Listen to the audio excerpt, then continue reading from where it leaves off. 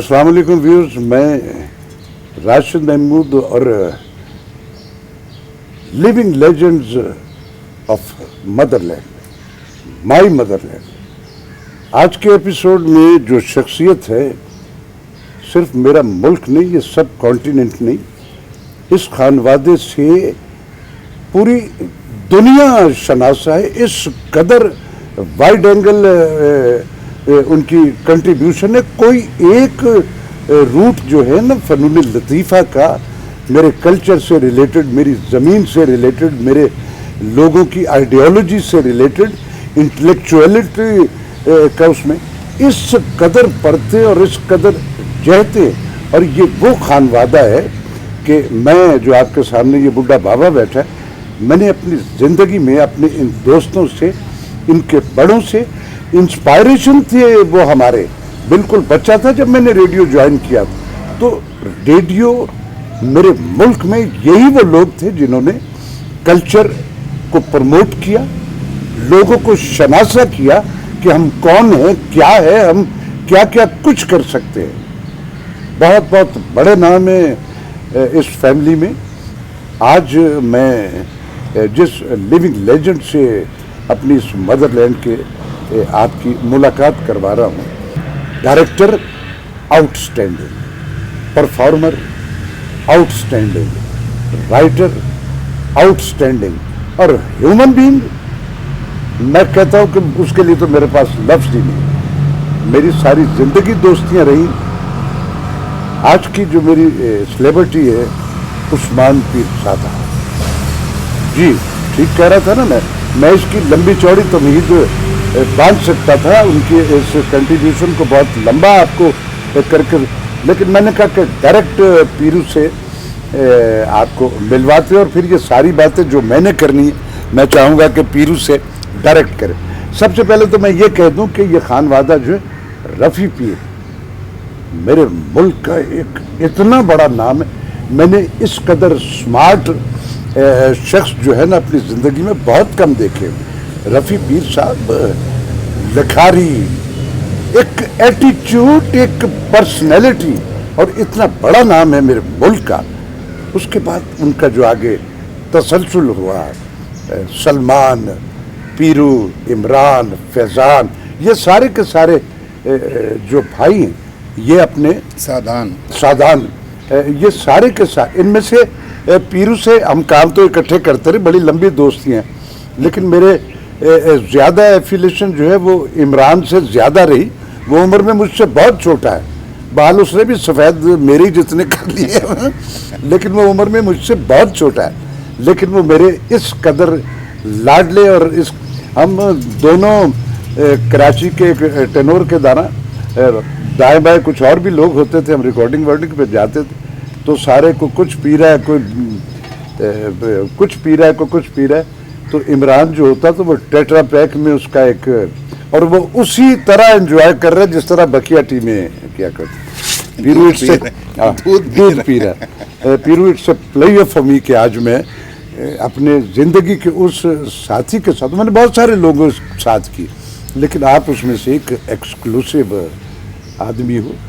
बड़ी लंबी चौड़ी कंट्रीब्यूशन है आपकी। ये मैं सराउंडिंग देख रहा हूँ, ये सारा कौन बनाएगा यार, इसको कौन बनाएगा? यहाँ है ही नहीं। घुसपैठियों के राज रहे हैं मेरे मुल्क में। हम रोज़ सुनते हैं अशराफिया माफिया पार्लियामेंट में हर हुकूमत करती। हमारे इस शोबिज़ में भी एक अशराफिया और माफिया रही है। उनका डॉन चेंज होता है हुकूमतों में, और वही मशावरत, अरे जिनका काम है, जिन्होंने किया उनसे नहीं मशावरत हो रही, पता नहीं कौन है। पीरू, मैं सबसे पहले तो आपसे ये चाहूँगा कि थोड़ा सा बिगिनिंग जो है आपके इरादे, क्योंकि मैं व्यूअर्स बड़ा खुशकिस्मत हूँ। मैंने पीरू की फिल्म भी की है, मैंने स्टेज भी पीरू की डायरेक्शन में किया, और हमने इकट्ठे टेलीविज़न के एक नहीं, प्राइवेट सेक्टर एक नहीं, बेशुमार काम किए। तो ये मेरे उन दोस्तों में से हैं जिनसे मैंने बहुत कुछ सीखा है। और भी लोग हैं, लेकिन इनसे भी मेरी ज़िंदगी की एक मोहब्बतें और एफिलेशन है। ये मुझसे बहुत ज़्यादा पढ़े लिखे लोग हैं, अंग्रेज़ी इस कदर उम्दा बोलते हैं कि बाज़ दफ़ा जिन्होंने इजाद की थी वो घबरा जाते हैं इनके साथ। तो सो मैं इसके सामने अंग्रेजी बोलते हुए थोड़ा सा एहतियात ही करता हूँ। तो मैं कौमी जुबान जो है उसमें सारे। तो पीरू आप कुछ थोड़ा सा यार आप शुरू करो बात। ऑलवेज अ प्लेजर राशिद, आपके साथ बैठना बात करना। कितने साल पीछे चले जाते हैं। अच्छा, तो कहाँ से शुरू करें भाई? पीरू सबसे पहले तो आपके जीन्स में कंटेंट्स में तो ऑलरेडी आपके मसामों में एक ये तो था ही वाले साहब से अगर हम शुरू करते हैं पीर साहब से, तो वो एक और एक्सपीरियंस है। उसके बाद जब हमारी जनरेशन आती है इस काम में तो वो एक और एक्सपीरियंस है। मोमेंटम बदलता रहा ना जी। पीर साहब तो गए थे लॉ पढ़ने। जी। अंग्रेज़ का दौर था। जी। खिलाफत मूवमेंट का दौर था। दौर था उसमें। मेरे वालिद के अब्बा यानी कि हमारे दादा जी बैरिस्टर पीर ताजुद्दीन जी, वो फर्स्ट सेक्रेटरी जनरल मुस्लिम लीग पंजाब थे उस ज़माने में, तो पॉलिटिशियन थे। क्या बात। और अल्लामा इकबाल और वो बड़े क्लोज दोस्त भी थे। मौलाना मोहम्मद अली जौहर का आना होता था घर पे। क्या बात है। तो अब्बा की इंस्पिरेशन थे मौलाना मोहम्मद अली जौहर और अल्लामा इकबाल। ये क्या बात। अल्लामा इकबाल तो was like his uncle, you know. तो मौलाना मोहम्मद अली जौहर की जो स्पीचेस थी वो इंस्पिरेशन थी एक अब्बा, और वो खिलाफत मूवमेंट में हेविली इन्वॉल्व थे। मेरी 2 दादियाँ थीं। मेरे दादे ने 2 ख़वातीन से शादी की थी। मेरे अब्बा की वालदा जो हैं वो पश्तून थी, साउथ वज़ीरिस्तान से ताल्लुक़ था और पक्की पठान थी। तो घर के अंदरून जो हमारे घर की ज़ुबान थी वो पश्तो थी उस ज़माने में, तो इसलिए पीर साहब was a fluent Pashto speaker. खुशहाल खान खटक सारा उनको हिफ्ज़ था। और दूसरी हमारी दादी जो थी, जब हमारे दादा ऑक्सफोर्ड वगैरह पढ़ने गए बैरिस्ट्री, तो एक गोरी से उन्होंने शादी की। तो हमारी दूसरी दादी जिसको हम उन्होंने की गोरी ने उनसे शादी की होगी वो ग्रैनी थी हमारी। हाँ। सो अब्बा को पता लग गया उनकी मालदा से कि कमिश्नर साहब की बीवी ने उनको बताया कि तेरा बेटा अंदर होने वाला है, इसका लिस्ट में मैंने नाम खुद पढ़ा। ओ मेरे अच्छा। तो पीर साहब को इमीडिएटली रोल अप करके बाहर बरतानिया भिजवा दिया गया। वहाँ पे वो यूनिवर्सिटी कॉलेज में 6 महीने सरवाइव किए। 6 महीने के बाद बरसर के साथ उनकी कुछ तुखपुख हो गई और बरसर ने उनको गाली दे दी। अच्छा। ये जाने बिना कि उनके अंदर एक पठान भी है और उनके अंदर एक बहुत सेंसिटिव, उस वक्त पाकिस्तान तो था नहीं, बहुत सेंसिटिव इंडियन भी है। तो उसने कहीं पर उनको कह दिया यू इंडियन स्वाइन। अच्छा। इस पे हॉकी प्लेयर थे, हॉकी हाथ में थी, खेल के आए थे, तो हॉकी से उसकी पिटाई कर दी। अब इस दौर में 1920 में आप गोरे को गोरे के मुल्क में हॉकी से ब्राउन मैन नहीं मार सकता था। ऐसा ही। उसके बाद भगदड़ मच गई, उससे भागे। Rest is history. Dover cross किया और यूरोप पहुंच गए और यूरोप में सीधे जर्मनी पहुंचे। वो जो अल्लामा इकबाल की उनके साथ एक एफिलिएशन, एक इंस्पिरेशन थी, तो हाइडलबर्ग यूनिवर्सिटी में फ़िलासफ़ी पढ़नी शुरू की। 4 साल हाइडलबर्ग में फ़िलासफ़ी पढ़ने के बाद वो बर्लिन आ गए और बर्लिन में अपनी ज़िंदगी गुजारने के लिए, जेब खर्च के लिए अंग्रेज़ी ज़ुबान पढ़ाते थे, क्योंकि अंग्रेज़ी ज़ुबान घर में मौजूद थी हमारे। जिस तरह भी आप जिक्र कर रहे थे, मेरा तो अंग्रेजी यार मैं बाज़ दफ़ा पीरू मैं तो बात कहने लगे यार वो पीरू उनको जिंदगी की हर्डल्स जो हैं वो और लोगों के उनके यहाँ उन्होंने अगर कुछ करने का इरादा किया तो उसमें वो क्रिएट ज़रूर हुई लेकिन रुकी नहीं। तो मैं उनको कहा करता हूँ, मैं कहा यार ये सारे के सारे पढ़े लिखे लोग हैं और अंग्रेज़ी जो है ना जिन्होंने ईजाद की है वो घबराते हैं इनसे गुफ्तगू करते हुए। जहाँ मेरे मुल्क के बड़े बड़े नामवर इंटेलेक्चुअल्स की खत्म होती है, ये शुरू वहां से करते हैं, वो घबरा के कह देते चंगी भली पंजाबी भी बोल लेना। I know. अब पीर साहब को उसके बाद मैं ये कंप्लीट कर लूँ क्योंकि इससे एक कॉन्सेप्ट हो जाता है कि हम ऐसे क्यों हैं। सही। तो पीर साहब जब बर्लिन में थे तो एक दिन उन्होंने अचानक देखा कि एक इश्तिहार लटक रहा था बर्लिन इंसाम्बल, यानी कि बर्लिन थिएटर के बाहर। ओके। जिसका मौजद और जिसका बड़ा जो था उसको चलाने वाला, उसका नाम था मार्क्स राइनहार्ट, जिसको आज हम जानते हैं बर्तोल ब्रेख्त का वो उस्ताद जी। और जिसको हम कहते हैं कि मॉडर्न यूरोपियन थिएटर का बानी। बानी है, ठीक है। तो वो उस ज़माने में उस जगह को चला रहे थे।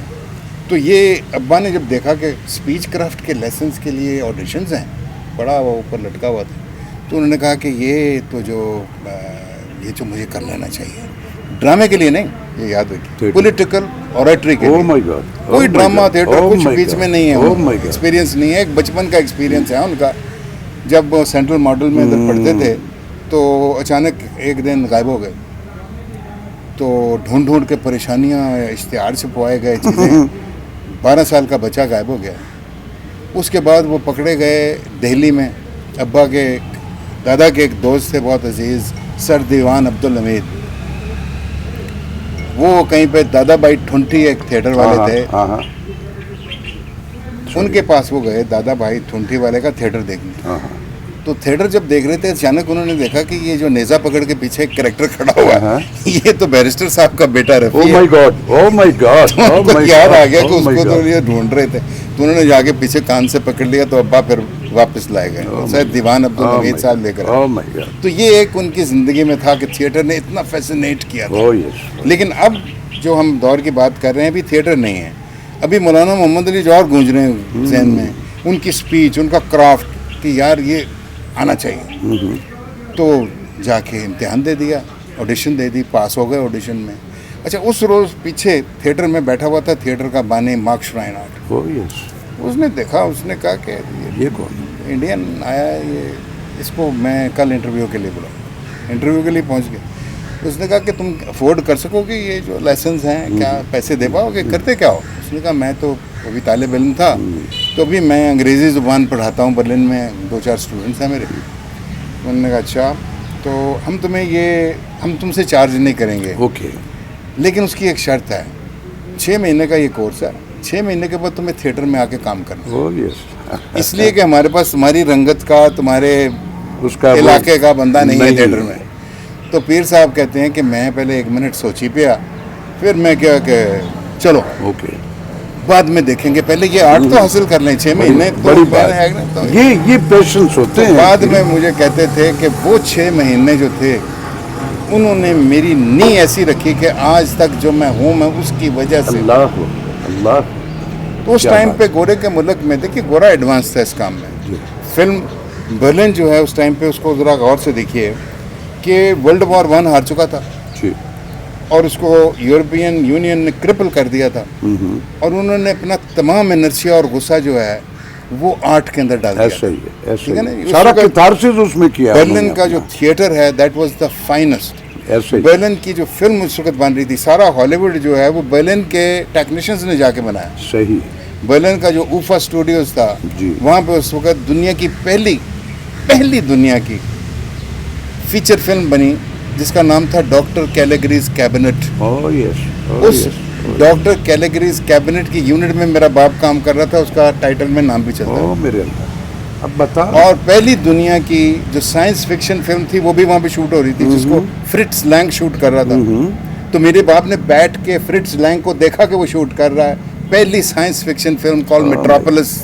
ये सारी तारीख है सिनेमा ओह की। माय गॉड, ओह तो माय। इन सारी हदूद में रहते हुए, इन सारे मतलब एक्सपोजर में, वो जो 18 साल का बच्चा यहाँ से गया था, 37 साल की उम्र में वापस आया, लेकिन वो अपनी ज़ुबान नहीं भूला, अपनी उर्दू नहीं भूला, अपनी पंजाबी नहीं भूला। बड़ी बात, यू नो, बड़ी बात। उर्दू वो उर्दू दानों से ज़्यादा बेहतर बोलता था और जानता लिखा था। ना, देखो ना पीर साहब। और पंजाबी ओह यस। माशाल्लाह। आप अरे अखियां लिखा तो जान निकाल दी।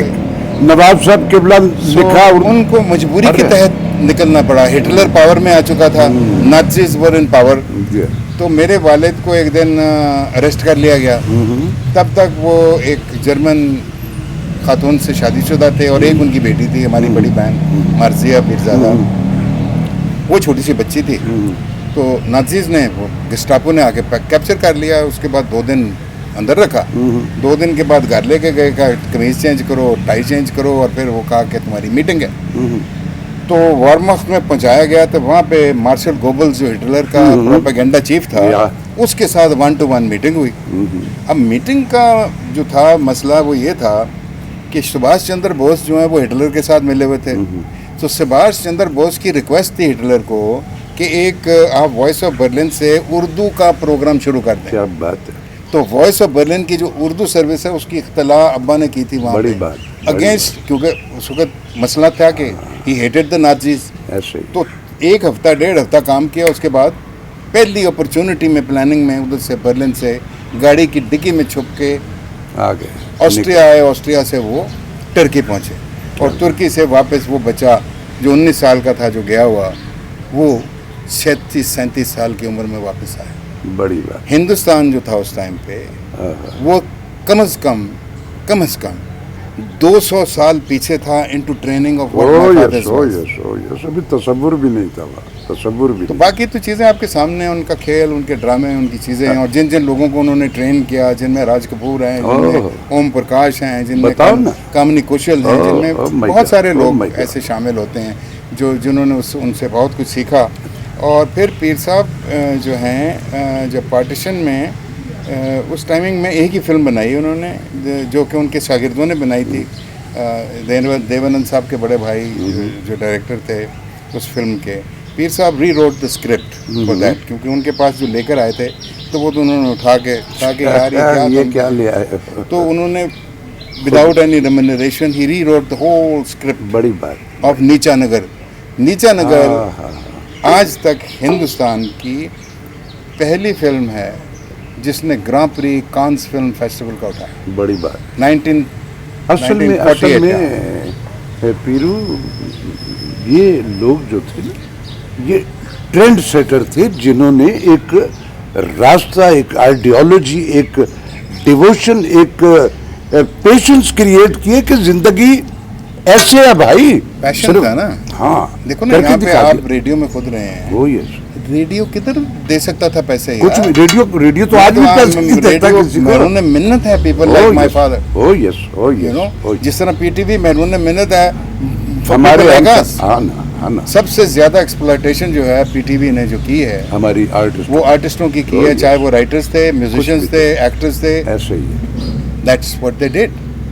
They made so much money out of us and they, हमें उन्होंने बिल्कुल भूखनांग के करीब रखा। ऐसे ही है, ऐसे ही है। कि उनके पैसे से ना हम कभी घर बना सके, कुछ भी नहीं, कुछ भी ना हम कोई, हमको सिर्फ अपनी वन टू वन हम अपनी पेशेंट से एक जो हमारे अंदर एक क्रिज्मा था, हम उससे एफिलेट रहे कि यार ये हमारे हमें पाकिस्तान ये जरूर दिया पीटीवी ने, एक शनाख्त जरूर मिली है वहाँ से। अच्छा काम दिया, अच्छा काम किया जो उन्होंने। अवेलेबल नहीं था बाकी। हाँ, वो किया तो PTV। वो बैलेंस आउट कर देता है, चलो भी एक्सप्लॉइट किया लेकिन अच्छा काम आपको मिल गया। इसीलिए आज भी हमारे लिए वो बड़ा मोतबर है। हाँ। हमारे उनके बेशुमार उनसे इख्तलाफात आजकल भी मेरा कॉन्फ्लिक्ट क्यों नहीं चल रहा है। इख्तलाफ लेकिन पीटीवी होने जो चाहिए। है वो मेरी शनाख्त है पहले, उसी ने हमें मुतारफ कराया। लेकिन मेरे दोस्त शनाख्त अगर उन्होंने मुतारिफ कराया, इसका ये मतलब नहीं कि वो आपकी सारी जवानी खा गए जी, आपको रॉयल्टी मिली? नो, मुझे तो रॉयल्टी नहीं मिली आज कुछ तक। नहीं मिली, हमें भी नहीं क्यों मिली। नहीं दी भाई? हमें भी किसका कुछ नहीं ग्लिच था ये? वरना पीरू जितना आपने हमने काम किया होगा, अगर ये वो रॉयल्टी का कॉन्सेप्ट होता तो आज इस आलम में कॉन्सेप्ट होता है कि मेरे कॉन्ट्रैक्ट साइन है, आपके कॉन्ट्रैक्ट साइन है सारा कुछ, जिसमें आपको रॉयल्टी मिलनी ही मिलनी है। नहीं, कुछ नहीं। हाँ। अच्छा पीरू, चलो लीव दिस। अब आपने, यार मैं हैरान होता हूँ, कभी आप सब भाइयों ने सलमान से लेके सादाना सारे, ये एक वॉल देख रहा हूँ मैं जो आपके इसमें, ये हमने यार एक बनाई थी पिछले साल, हमारा सारा काम इस पे मौजूद है। वहाँ से अभी वॉल कम हो गई है, वो एडिशन हो नहीं सकी उसमें क्योंकि जगह नहीं बची थी। ये सारा हमारा 40 साल पुराना 45 ईयर्स का। तो फिर आप कभी कभी ये देख के खुद हैरत में नहीं आ जाते कि यार ये हमने सारा कुछ मैं कई दफा डर जाता हूँ कि कैसे किया ये, कि क्या अल्लाह ताला ने ये काम हमसे करवा दिया, ये करवा दिया इस देर।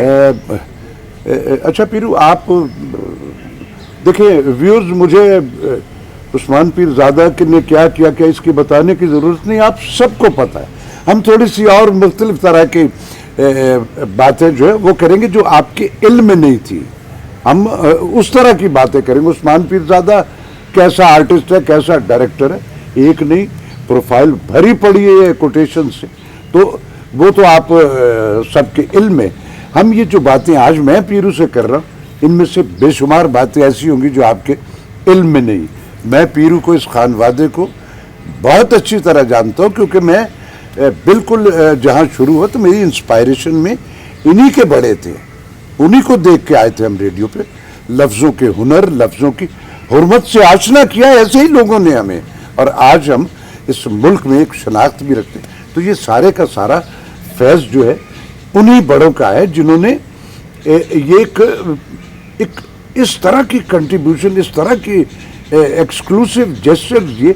बड़े बड़े मनफियत और इकोनॉमिकल इंसेंटिव उनकी ज़िंदगी में ऑप्शंस मौजूद थी नहीं, उनका एक टारगेट था कि हमें इस तरह करना, और वो करके दिखा दिया।